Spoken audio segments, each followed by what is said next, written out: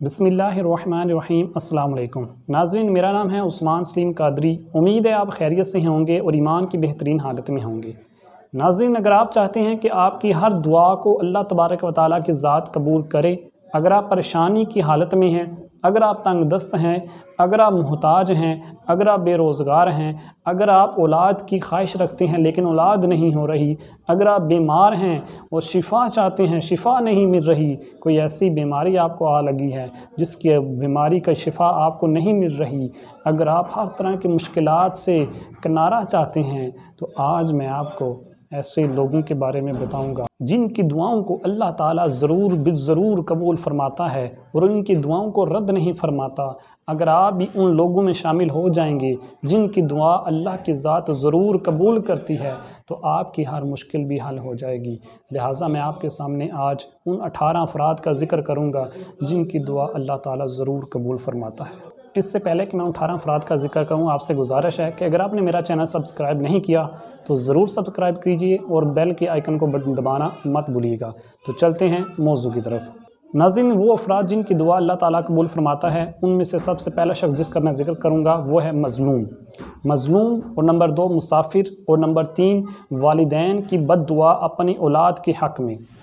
हज़ूर सय्यद आलम सल्लल्लाहु अलैहि वसल्लम की हदीस मुबारक है, आप अलैहिस्सलातु वस्सलाम ने इरशाद फरमाया कि 3 दुआएं ऐसी हैं जिनको ज़रूर कबूल होती हैं और इनके कबूल होने में किसी किस्म का शक व शुबा नहीं है। नंबर 1, आप अलैहिस्सलातु वस्सलाम ने फरमाया मज़लूम की दुआ, कि फरमाया मज़लूम की दुआ अल्लाह ताला ज़रूर कबूल फरमाता है। और एक रवायत में तो यहाँ तक आता है व इन कान फाजिरन, अगरचे जिस पर जुल्म हुआ है, जो मज़लूम है, अगरचे वो गुनाहगार ही क्यों ना हो, बद आमालियों में ही क्यों ना पड़ा हो, फिर भी अल्लाह की ज़ात उसकी दुआओं को ज़रूर कबूल फरमाती है।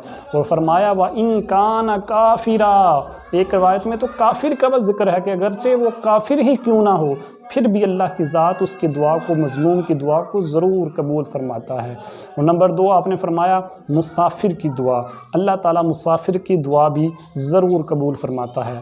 नंबर 3, आप अलैहिस्सलातु वस्सलाम ने फरमाया वालिदैन की अपनी औलाद के हक़ में जो बद्दुआ होती है या दुआ होती है, अल्लाह उसको ज़रूर कबूल फरमाता है।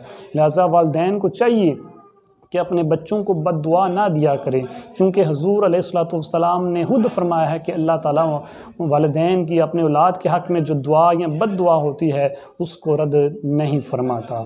तो ये 3 अशख़ास हो गए, मज़लूम, मुसाफिर और वालिदैन। नंबर 4, वालिद की दुआ, अल्लाह तबारक व तआला वालिद की दुआ को भी रद्द नहीं फरमाता। मेरे आका व मौला सल्लल्लाहु अलैहि वसल्लम ने इरशाद फरमाया कि वालिद की दुआ हिजाब तक पहुंचती है, यानी उसको भी कबूल किया जाता है। नंबर 5, हज़ूर अलैहिस्सलातु वस्सलाम ने इरशाद फरमाया कि अल्लाह तबारक व तआला के 3 शख्स ऐसे हैं जिनकी दुआओं को रद्द नहीं किया जाता।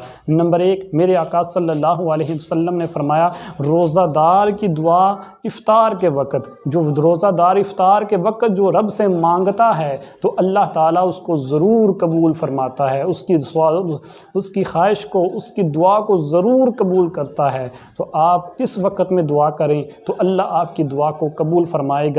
नंबर 2, फरमाया मज़लूम, जिसका पहले भी जिक्र हो चुका। और नंबर 3, आका अलैहिस्सलातु वस्सलाम ने फरमाया इमाम आदिल की दुआ, यानी वो इमाम, वो बंदा जिसको कोई मनसब मिला और उसने उस पर रहकर अदल और इंसाफ का मुआमला लोगों के साथ किया, तो अल्लाह तबारक व तआला उसकी दुआओं को भी रद्द नहीं फरमाता, बल्कि ज़रूर कबूल फरमाता है। आगे चलते हैं। अल्लाह तबारक व तआला जो है वो कसरत से ज़िक्र करने वाले की दुआ को भी रद्द नहीं फरमाता। मेरे आका मौला सल्लल्लाहु अलैहि वसल्लम ने फरमाया कि 3 शख्स ऐसे हैं जिनकी दुआओं को रद्द नहीं किया जाता। और पहले नंबर पे मेरे आका अलैहिस्सलातु वस्सलाम ने फरमाया जो अल्लाह का ज़िक्र कसरत के साथ करता है ना, अल्लाह ताला उसकी उस दुआ को रद्द नहीं फरमाता, क्योंकि जो अल्लाह को याद करता है अल्लाह की ज़ात उसे याद करती है। जो रब के महबूब को याद करेगा, रब के महबूब भी उसे याद रखेंगे। तो अल्लाह ताला का कसरत के साथ ज़िक्र करने वाला जो बंदा होता है, अल्लाह उसकी دعاؤں کو بھی رد نہیں فرماتا۔ اسی طرح حضور سید عالم صلی اللہ علیہ وسلم نے فرمایا کہ 5 دعائیں ضرور قبول ہوتی ہیں۔ نمبر 1 میرے آقا علیہ الصلوۃ والسلام نے فرمایا مظلوم کی بد دعا، اس کا پہلے بھی ذکر ہو چکا۔ پھر فرمایا نمبر 2 حج کے لیے نکلنے والے کی دعا ضرور قبول ہوتی ہے یہاں تک کہ وہ واپس لوٹ آئے۔ تو جو حج کے لیے جا رہا ہے اس سے بھی دعا کروائیں، اور اگر آپ خود جا رہے ہیں تو اللہ تبارک و تعالیٰ تمام مسلمانوں کو حج کی سعادت عطا فرمائیں۔ اگر آپ خود جا رہے ہیں تو تمام مسلمانوں کے لیے بھی دعا کریں، اپنے لیے بھی کریں، تو اللہ تعالیٰ آپ کی دعاؤں کو ضرور قبول فرمائے گا۔ نمبر 3 میرے آقا علیہ الصلوۃ والسلام نے فرمایا جو راہ خدا میں جہاد کے لیے نکلے تو لوٹنے تک جو بھی دعا کرے گا اللہ اس کی دعا قبول فرمائے گا۔ اس کے علاوہ نمبر 4 میرے آقا علیہ الصلوۃ والسلام نے فرمایا بیمار کی دعا اللہ قبول فرماتا ہے یہاں تک کہ وہ تندرست ہو جائے۔ تو بیمار کی دعا بھی اللہ تعالیٰ ضرور قبول فرماتا ہے، کیونکہ حضور علیہ الصلوۃ والسلام نے فرمایا کہ جب تم میں سے کوئی مریض کی عیادت کے لیے جائے تو اپنے لیے اس سے دعا کی درخواست کرے، کیونکہ جو مریض کی دعا ہے وہ فرشتوں کی دعا کی مثل ہو جاتی ہے۔ لہٰذا پتہ چلا بیمار جو ہوتا ہے اس کی دعاؤں کو بھی اللہ تعالیٰ ضرور قبول فرماتا ہے۔ اور نمبر 5 میرے آقا صلی اللہ علیہ وسلم نے فرمایا جو مسلمان اپنے مسلمان بھائی کے لیے غائبانہ طور پر دعا کرے گا، یعنی اس کے پاس اس کا مسلمان بھائی موجود نہیں ہے اور اس کے لیے پھر بھی وہ دعا کر رہا ہے، تو میرے آقا علیہ الصلوۃ والسلام نے فرمایا اللہ اس کی دعاؤں کو بھی قبول فرماتا ہے۔ اور میرے آقا علیہ الصلوۃ والسلام کا فرمان اس سے آگے اس سے بھی پیارا ہے، آپ فرماتے ہیں جو سب سے جلدی دعا قبول ہوتی ہے نا وہ مسلمان کی اپنے مسلمان بھائی کے لیے جو دعا ہے وہ سب سے جلدی اللہ کی ذات قبول فرماتی ہے۔ تو پتہ چلا یہ وہ دعائیں ہیں، اگر آپ بھی دعا قبول کروانا چاہتے ہیں تو ان افراد میں سے کسی میں شامل ہو جائیں تو آپ کی دعا بھی اللہ تعالیٰ ضرور قبول فرمائے گا۔ اب آگے چلتے ہیں اور دیکھتے ہیں کہ مزید کن کن کی دعا قبول ہوتی ہے۔ لہٰذا حاجی جو ہوتا ہے اس کی دعاؤں کو بھی اللہ تعالیٰ ضرور قبول فرماتا ہے۔ میرے آقا و مولا صلی اللہ علیہ وسلم نے ارشاد فرمایا کہ حج و عمرہ کرنے والے اللہ کے مہمان ہیں، اور جو اللہ کے مہمان ہیں حضور فرماتے ہیں اگر وہ اللہ سے سوال کریں تو اللہ تعالیٰ ان کی دعا سوال کو رد نہیں فرماتا بلکہ پورا کرتا ہے، اگر مغفرت طلب کریں تو اللہ ان کی مغفرت فرما دیتا ہے۔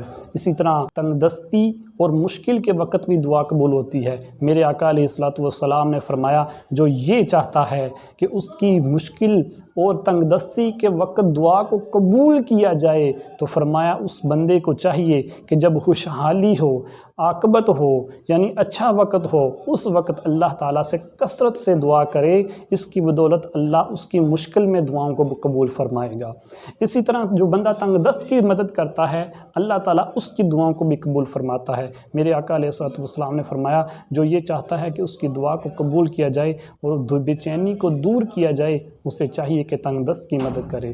تو پتہ چلا تنگ دست کی مدد کرنے سے بھی اللہ دعاؤں کو قبول فرماتا ہے۔ تو ہمیں بھی چاہیے اپنے ارد گرد دیکھیں جو پریشان حال ہیں، جو تنگ دست ہیں، ان کی دعاؤں ان کے لیے ان کی مدد کریں، اور اللہ تعالیٰ کی جو ہے وہ ایسے بندوں میں شمار ہو جائیں جن کی اللہ ذات تعالیٰ دعا قبول فرماتا ہے۔ اس کے علاوہ جن کی دعا اللہ تبارک و تعالیٰ قبول فرماتا ہے وہ ہے محسن علیہ، یعنی حضرت ابن عمر رضی اللہ تعالیٰ عنہ سے مرفوع روایت آپ فرماتے ہیں کہ اگر کوئی بندہ کسی پہ احسان کرتا ہے تو جس پر احسان کیا جا رہا ہے اس کی دعا محسن کے حق میں بھی اللہ تبارک و تعالیٰ ضرور قبول فرماتا ہے۔